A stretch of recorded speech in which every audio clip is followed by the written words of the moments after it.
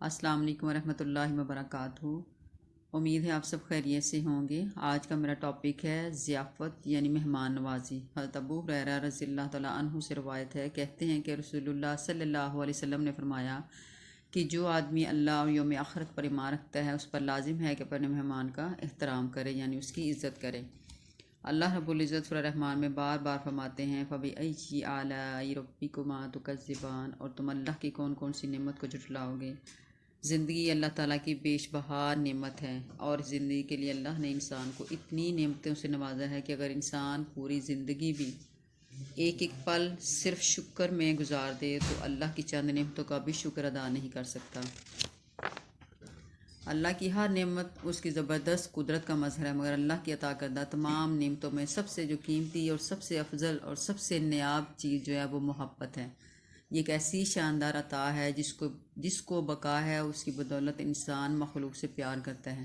جسے قدرت نے محبت عطا کر دی اس کو کشادگی اور فراخی عطا کر دی۔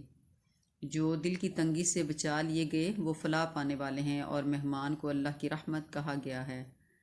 ضیافت مہمان نوازی اسلام کا حصہ کہا گیا ہے۔ اس کی اہمیت کو انبیاء و صالحین نے ہر دور میں اجاگر کیا۔ حضرت ابراہیم علیہ السلام کے بارے میں آتا ہے کہ جب ان کے پاس 2 فرشتے انسانی شکل میں آئے تو انہوں نے بچڑا بھون کر ان کے سامنے رکھ دیا، اور حضرت ابراہیم علیہ السلام مہمان کے بغیر کھانا نہیں کھایا کرتے تھے۔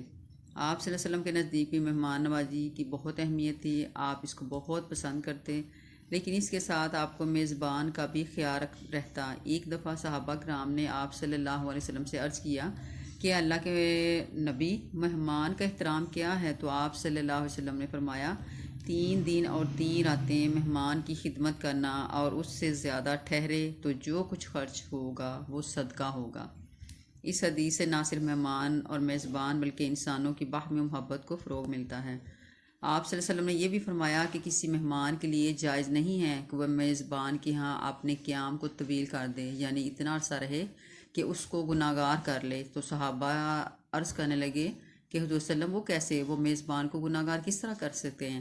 تو آپ صلی اللہ علیہ وسلم نے فرمایا کہ اگر مہمان کے پاس اتنی دیر نہ رہے کہ اس کے پاس مہمانی کے لیے کچھ بھی نہ رہے، تو ان حقائق سے یقیناً یہ سبق ملتا ہے کہ مہمان اور میزبان کے درمیان جو پاکیزہ رشتہ اور باہمی محبت اور الفت کا دو ترجمان ہے، اس لیے ہے تو وہ فراخ دلی کو انعام کہا گیا ہے کہ جو تنگ دلی سے بچا لیے گئے وہ فلاح پانے والے ہیں۔ اے دل فراخ کے مالک، خوشخبری ہو تجھے بہاروں کی، جنت کے حسین نظاروں کی۔ تو کوشش کریں کہ انسانوں کی، اللہ تعالیٰ یہ فرماتے ہیں کہ انسانوں کی خدمت کرو، بھوکوں کو کھانا کھلاؤ، سائل کو جھٹکو مت، یتیم کا مال مت کھاؤ، نرم خو اور نرم دل بن جاؤ، مہمان کی عزت کرو اور ہمسائے کا خیال رکھو۔ انسان کی خدمت کے ایسے ہزاروں پیغامات ہیں جو اللہ اپنے نبی صلی اللہ علیہ وسلم کے ذریعے ہم تک پہنچاتے ہیں۔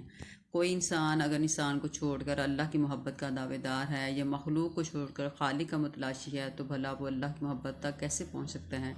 کیونکہ اللہ انسان کے ذریعے انسان کی خدمت اور بھلائی کو پسند کرتا ہے۔ انسانوں کا دل توڑ دو، انسانیت کو پامال کر دو، اور اپنی تہجد کے ذریعے اللہ کو اپنے لیے راضی کرنے کی کوشش کرو، اور اپنی عبادات کے ذریعے اللہ کے کام کی بجاوری کرو۔ یہ ہرگز اللہ کو پسند نہیں ہے، کیونکہ اللہ کی طرف رجوع ہے تو اللہ کے بندوں کو خوشی، سکون اور عزت محبت دینا ضروری ہے۔ اللہ کا قرب انسان کی محبت میں پوشیدہ ہے۔ اللہ اپنے بندے سے اس وقت محبت سے راضی ہوتا ہے جب بندہ اس بات کا خیال رکھتا ہے کہ اس کی ذات سے، اس کے ہاتھ سے، اس کی زبان سے، غرض اس کے کسی بھی فعل سے دوسروں کو تکلیف نہ پہنچے۔ کیونکہ اللہ تعالیٰ فرماتا ہے کہ اے نبی صلی اللہ علیہ وسلم کہہ دیجئے کہ اگر تم لوگوں کو اللہ سے محبت ہے تو میری اطاعت کرو تو اللہ تم سے محبت کرے گا۔ تو اس لیے کوشش کریں کہ جو طریقے اور جو باتیں اللہ تعالیٰ نے نبی کریم صلی اللہ علیہ وسلم کے ذریعے فرما دی ہیں ان پہ عمل کریں، اپنے مہمان کی عزت کریں، دوسروں سے محبت کریں، تاکہ ہم اپنی سنت کو اجاگر کرتے ہوئے اپنے مہمان کی مہمان نوازی اچھے طریقے سے کر سکیں۔ اللہ تعالیٰ ہمارا حامی مددگار ہو۔ صدقہ جاریہ کی نیت سے شیئر کریں۔ السلام علیکم ورحمۃ اللہ وبرکاتہ۔